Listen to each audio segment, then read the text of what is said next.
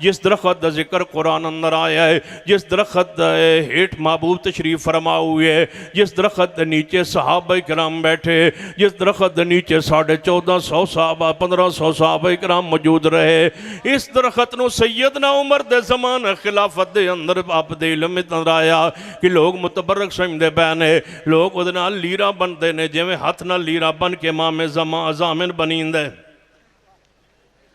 तवज्जो है माशा। हाँ, जिवें लीरा दरख्त नाल बनिया जांदियां ने, बस पुराने मुशरिक दरख्त नाल लीरा बनते सन, नवे मुशरिक हत्थां नाल बनते ने। इतना फर्क है, इतना पुराने तो नवे जमन इन्ना फर्क आया है। जिहड़े पुराने मुशरिक होंदे सन वो कित्थे बनते सन लीरा, बोलो उची बोलो, दरख्त नाल। ते नवे मुशरिक 15वीं 21वीं सदी का मुशरिक वो जदों बनता है तो हाथ ते बनता है, आंदा ये सन मुसीबत तो बचाता है, इमाम जामिन बन जाता है। मैं पूछना चाहना किस इमाम के नाम ते केड़ा इमाम जामिन बनता है, नाम लीजिए। जे सैयदना अली रज़ी अल्लाह तआला अन्हु दे बारे आंदे हो कि वह इमाम जामिन बन जाते हैं, यानी उन्होंने बंदा हवाले हो जाता है। वो तो आप फजर की नमाज से जाते, अब्दुर्रहमान इब्न मलजम बदबख्त मलून ने शहीद कर देता है, लिहाजा वो तो खुद शहादत के मकाम पे फैज़ हो गए, लिहाजा वो तो इमाम जामिन न ठहरे, आगे बढ़िए। जे सैयदना सानू कहो तो उन्होंने जहर दे करके जालिमा ने मलूना ने शहीद कर देता है, लिहाजा इमाम हसन भी के नाम पे इमाम जामिन बांधोगे, किस तरह बांधोगे। आगे बढ़िए। जे सैयदना हुसैन रज़ी अल्लाह तआला दे बारे ते मैं पूछना चाहना कि वो तो 72 तना समेत करबला अंदर शहीद हो गए। इसका मतलब है मुश्किल कुशा ते हाजत रवा कौन? इमाम जामिन बंधवाने वाले अल्लामा साहब के बारे में मैंने उलमा की गुफ्तगू सुनी है, काफी और शाफी है, लेकिन नबी अलैहिस्सलातु वस्सलाम की एक हदीस मैं उनकी खिदमत में अर्ज करना चाहता हूं और उनसे गुजारिश करता हूं कि कल का दिन जब तुलू हो, आपकी तौबा और रुजू जो है वो सोशल मीडिया की नजर हो और अल्लाह ताला आपको इसकी तौफीक दे। नबी करीम सल्लल्लाहु अलैहि वसल्लम फतह मक्का के मौका पर जब मक्का तशरीफ लाए, 10,000 कुदसियों का लश्कर था और हैबत थी, दुश्मन भाग चुका है और अल्लाह के नबी ने कहा आज जो सरदार अबू सुफियान के घर में दाखिल हुआ हमारी तलवार से बच गया और जो मस्जिद हराम में दाखिल हुआ वो भी हमारी तलवार से बच गया। नबी करीम सल्लल्लाहु अलैहि वसल्लम मस्जिद हराम में आए, काबा के मुतवल्ली ने, कुंजी बरदार ने नबी अलैहिस्सलातु वस्सलाम की खिदमत में खाना काबा बैतुल्लाह की चाबी भिजवा दी और जब चाबी लगाकर बैतुल्लाह का दरवाजा खोला गया, नबी सल्लल्लाहु अलैहि वसल्लम बैतुल्लाह के अंदर दाखिल नहीं हुए। क्यों नहीं हुए? सबब क्या था कि बैतुल्लाह के अंदर बुत रखे हुए थे, तस्वीरें नबियों की बनाई थी, इब्राहिम अलैहिस्सलाम के हाथ में किस्मत के तीर दिए हुए थे। फरमाया अल्लाह का नबी और शिर्क ये दोनों एक जगह पर इकट्ठे हो सकते नहीं।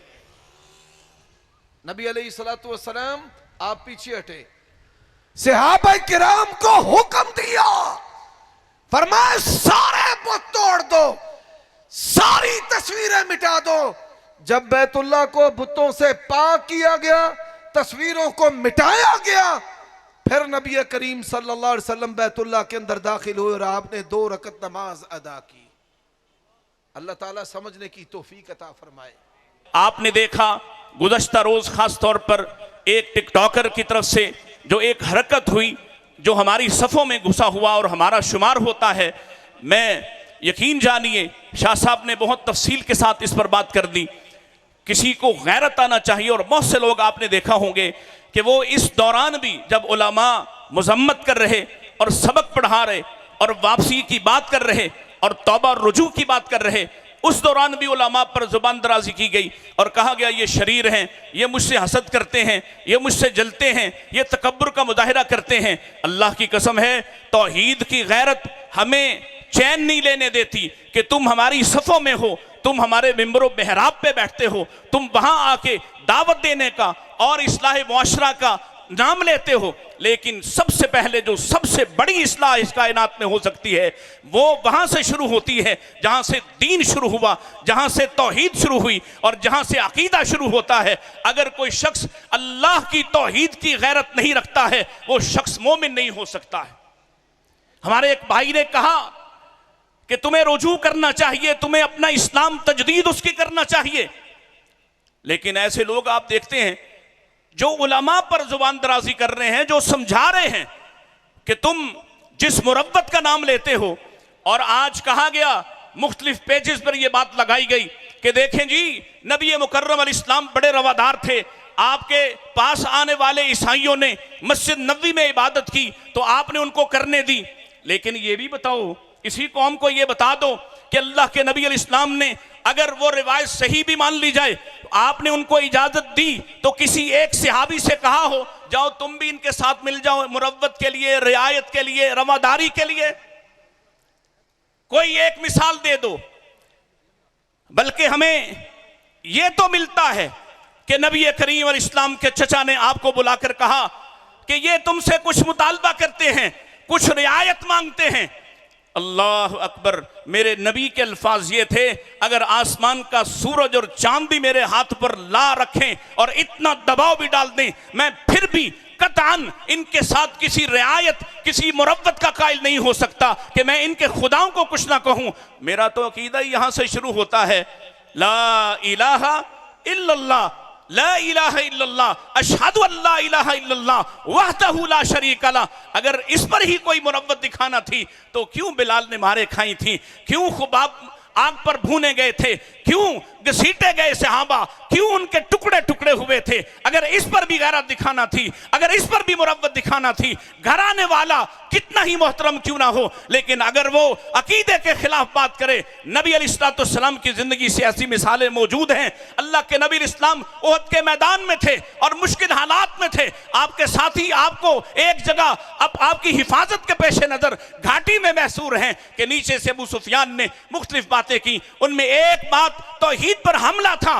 अल्लाह के नबी इस्लाम ने सैयदना उमर फारूक रजी अल्लाह तआला अन्हु को कहा उठो, वो गैरत का पैकर थे, कहा जवाब दो। उनके जवाब दिया गया और कहा गया तुम कहते हो ओले हुबल, अल्लाह की कसम है हुबल की कभी जय नहीं होगी, हुबल कभी जिंदाबाद नहीं होगा, बल्कि अल्लाह आला वाजल, अल्लाह हमेशा आला है अजल रहेगा, उसी की जात बड़ी और बरतर है, उसके मुकाबले में कोई बुत नहीं आ सकता। आपने सुन लिया सैयदना अली रजी अल्लाह तआला अन्हु, पहले आप जब अल्लाह के नबी के जमाने में आपको मिशन सौंपा गया कि जाइए सारी कब्रें बराबर कर दीजिए, जाइए सारे बुत मिटा दीजिए, जाइए सारी तस्वीर गिरा दीजिए, फिर आपका अपना जमाना आया तो सबसे पहला हुक्म सैयदना अली रजी अल्लाह तआला ने अपनी खिलाफत का जो दिया वो शिर्क मिटाने का दिया। सहाबा गैरत वाले, अल्लाह गैरत वाला।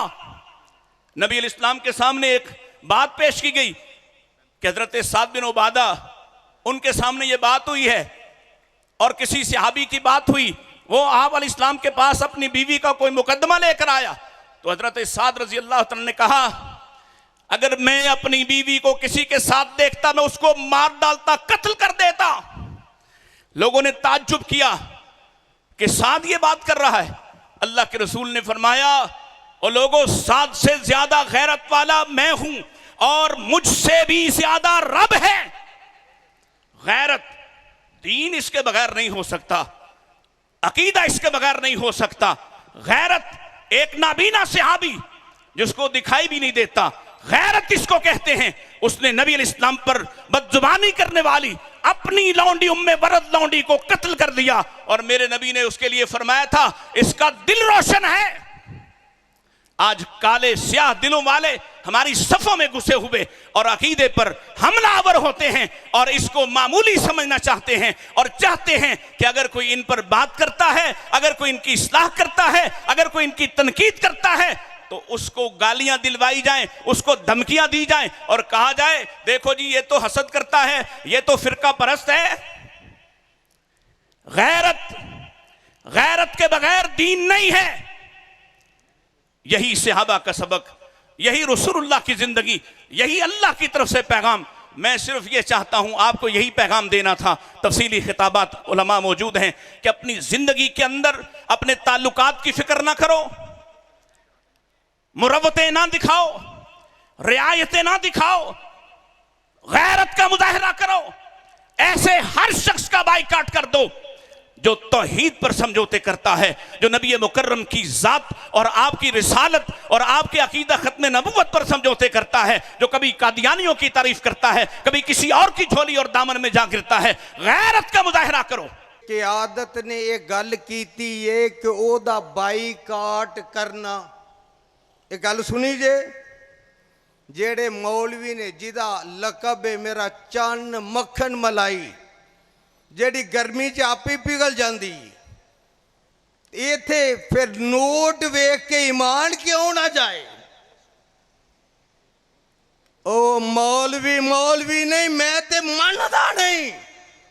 जदों दुनिया सारी डकदी रही है, मैं उदों भी आले लानिया कहंदा रहा पुत्रो दिन गुजरन दिओ, तानू असलीयत दा पता आपे लग जाएगा। असा गैरां नू की रोना, साडे अपने। मैं मौलवी नहीं कह सकता, ना उन्हें सिख छड़े, ना उन्हें मरजई छड़े, ना उन्हें कवालियां छड़ियां, ना उन्हें चालिए छड़े, ना उन्हें उरत छड़े। और मैनू तो लगता है सारे टब्बरां दा रलिया ही माल है। मैं ते आले लानी आना, जेड़ा अहल हदीस हुंदा है वो दोगला। आवाज आए जरा, जेड़ा तौहीद परस्त है ओदी आवाज आए। अहल हदीस तौहीद परस्त कदी दोगला नहीं हुंदा। हमने देखा है कि दौलत के हुसी शांडों पर लोग आराम से गैरत को सुला देते हैं। जी बच्चे नू दम करो ना, असी कदी ओनू चांदी दा छल्ला नहीं पाया, असी दम करके कदी छल्ला नहीं दिता, असी कदी ओनू कड़ा नहीं दिता, असी कदी उन्हें नहीं आख्या लै काला धागा बन लै इमामे जामन बन लै। इमामे जामन बनेगा तेन शफा लब जाएगी, इमामे जामन बनेगा तेन ठीक हो जाएगा। अल्लाह अल्लाह, हमारा जामन हमारा कायनात का खालिक को मालिक है। हम किसी इमामे जामन का कोई चल्ला, कोई कड़ा, कोई धागा, कोई कड़ा पान वास्ते तैयार नहीं। भैया का मखलूल हदीस है, ये हमारी गैरत का सौदा है, ये मेरे ईमान का सौदा है। मैं कट सकता हूं, मैं मर सकता हूं, लेकिन अपनी मसलक पर कभी आंच नहीं आने दूंगा। हमारा जामन हमारा रब है, हम अल्लाह को जामन मानते हैं। बतौर इमाम जामन कोई धागा बांधने के लिए तैयार है? हम तैयार नहीं है बांधने के लिए।